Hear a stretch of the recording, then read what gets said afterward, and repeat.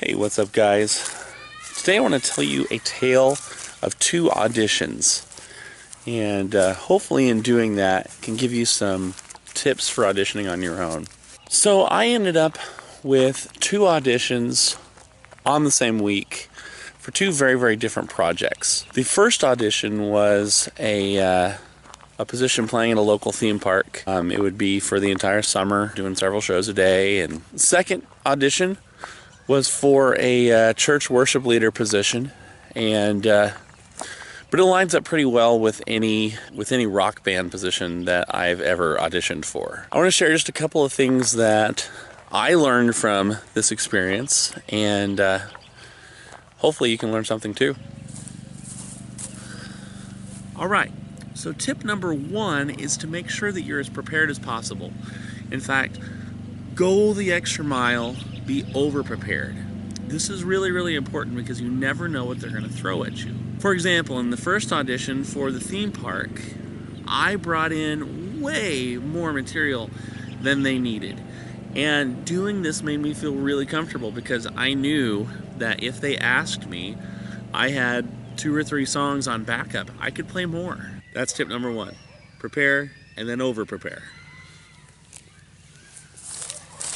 Tip number two is to be flexible, because things are always going to change, things are always going to go wrong. For the theme park audition, I actually had, a whole instrument that I brought to audition with and a song to sing that they didn't need to see. And so they didn't ask me to do it. And, I probably could have thrown a fit, but honestly, they just didn't need to see it. They already saw what they needed. And that's totally fine. That's the goal for an audition. So, number two, be flexible, be ready to go. Tip number three, use your nerves.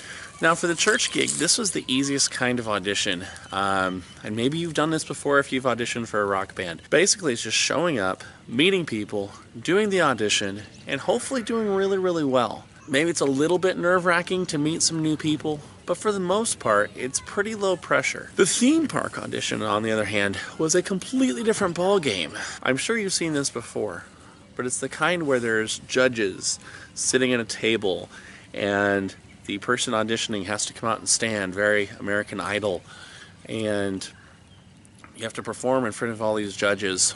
And for me, that really got my nerves going. I've been doing this for a very long time. I've auditioned dozens and dozens of times, and it still gets me really nervous. In fact, even talking about it starts my heart beating a little bit harder. But you use that. You use that energy, you push through it, and that's where I kind of come back to the preparation, so that you know that you're ready and that you can do what you need to do. So that's tip number three, use your nerves. Tip number four is to have a goal. And this is a goal that you can control. Okay, you can't control whether they choose you in an audition. You could play the best that you've ever played, and somebody else might just be a better fit. And that just happens. So don't make your goal to get in, because that's just, you might be disappointed even if you've done really, really well otherwise. Instead, set a goal that you can actually achieve on your own, independent of the judges and this whole audition process. For me, my goal was to learn some new music and learn some new skills and push myself to be a better guitar player. And so I did. I learned somewhere in the neighborhood of 10 or 12 new songs. Some all the way through, some just the main riffs, some absolutely from scratch. Some of these songs were songs that have been on my bucket list for a long time, of songs I wanted to learn, but just never had the real reason to, never had the opportunity to sit down and take the time to do it. And this gives me a great excuse to go through and learn all these songs. It was great, it was fun, it was a blast. If you have those kind of goals in mind, no matter how the audition turns out, you'll have succeeded before you even walk in through the door. So, that's number four. Have a goal in mind.